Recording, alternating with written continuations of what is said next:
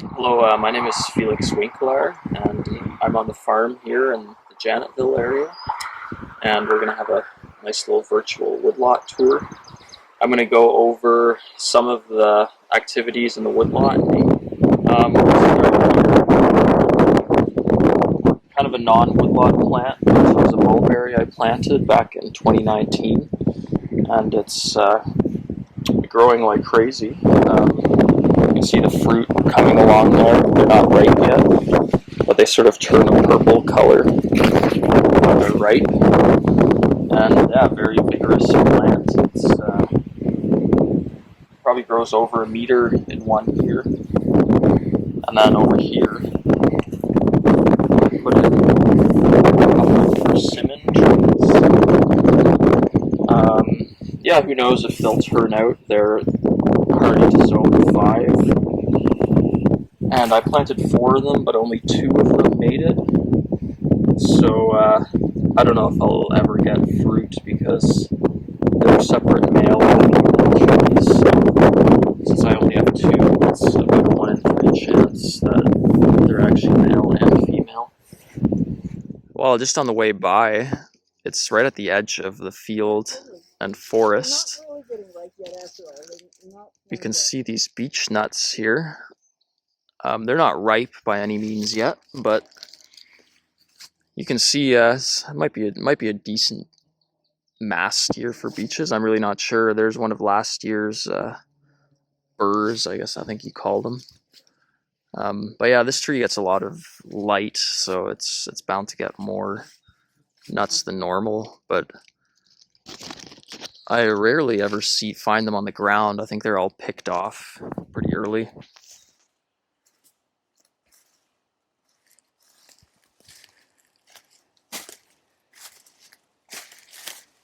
So this right here is a golden seal I planted this spring, and it's not native to this woodlot, but I just ordered some and put it in and see how they do.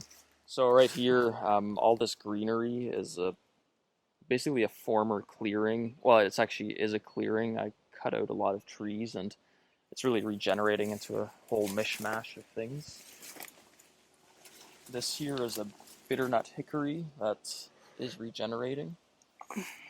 It's got the 7 leaflets, and it sort of has the yellow bud remnants. You can see the sulfur budded pattern right here, and that's a good sign that you're looking at a bitternut hickory.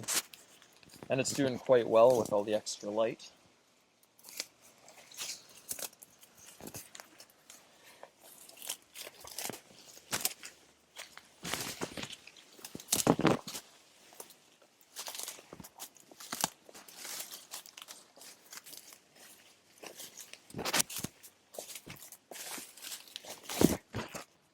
And here is a butternut, naturally seeded. Again, I'm not too sure where the seed came from, but it's doing okay. It got hit by a bunch of frost. We had a bit of a late frost at the end of May, and that's sort of what nipped these leaflets here.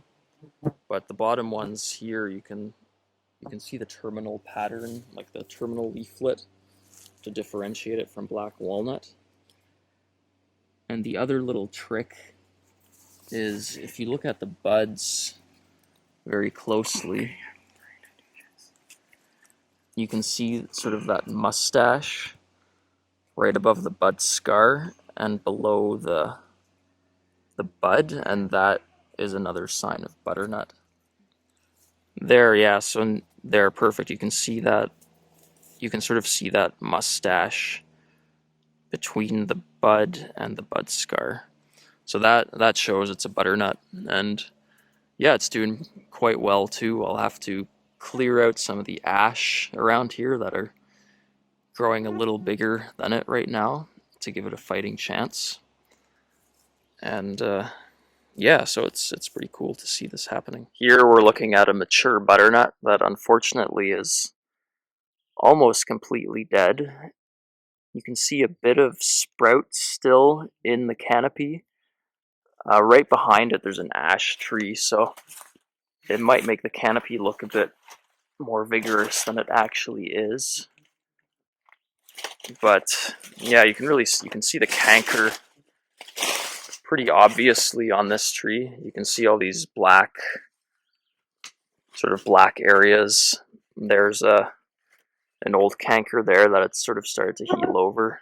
But yeah, it's too bad. It's really a nice tree that basically, I mean, it'll be dead within a couple years, I'm sure.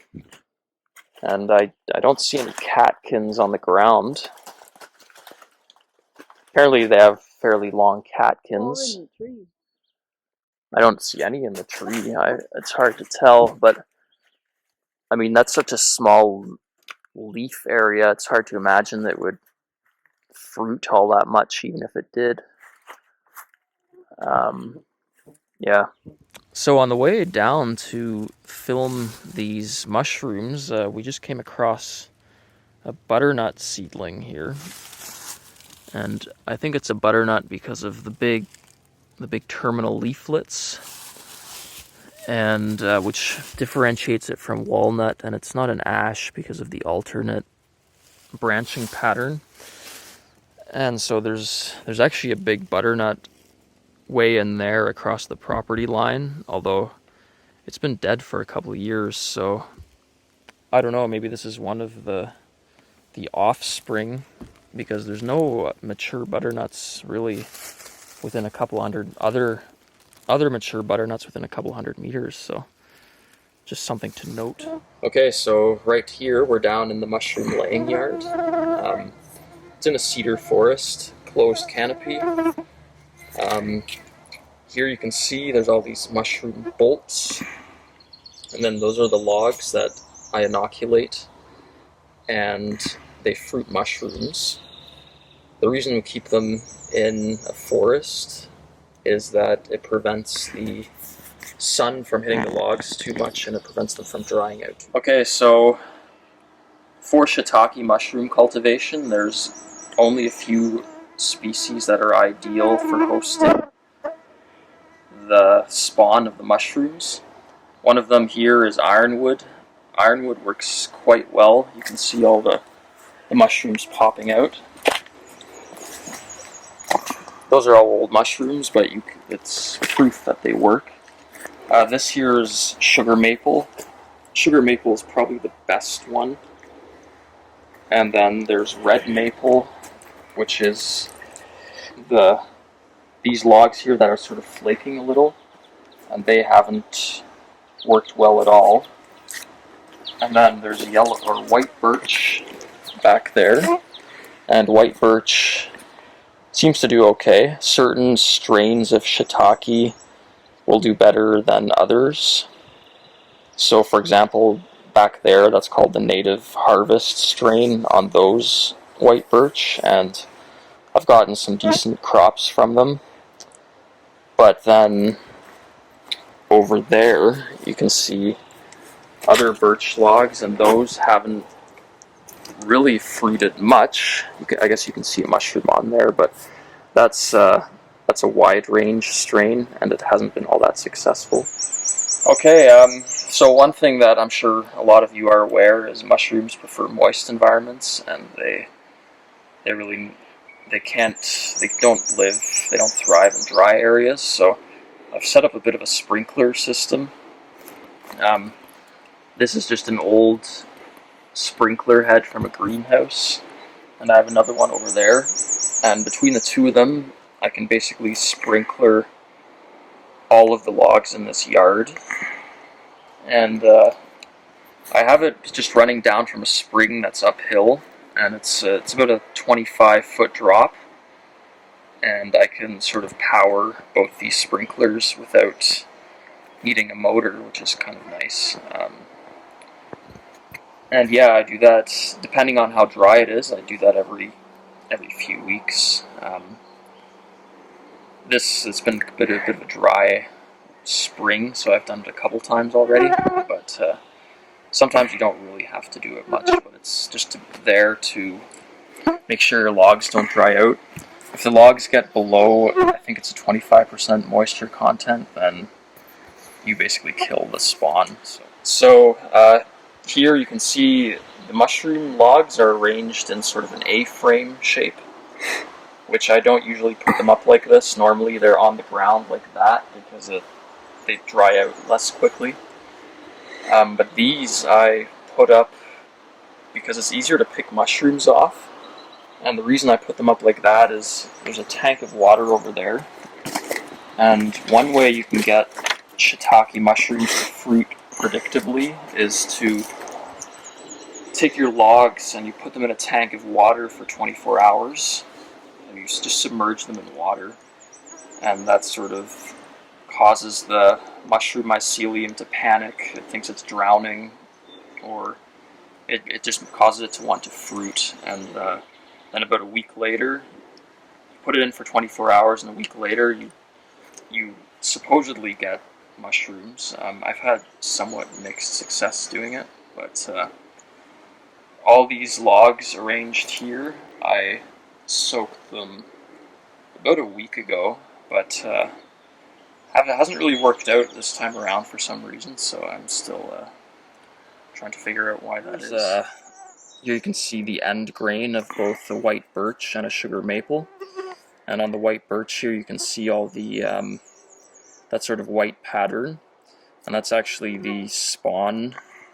That's the spawn run, and so that's the mycelium of the shiitake coming to the end of the log, and it means it's colonized the log. And once you see that happening, it means it's ready to fruit, basically. And then on the sugar maple, you can kind of see this sort of pattern here corresponds roughly with the holes.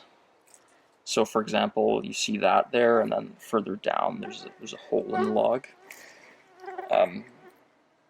Because yeah, the spawn sort of, the reason that we put the holes kind of far apart in the longitudinal axis but quite close together in this axis here is because the spawn will colonize much more quickly with the grain rather than across it.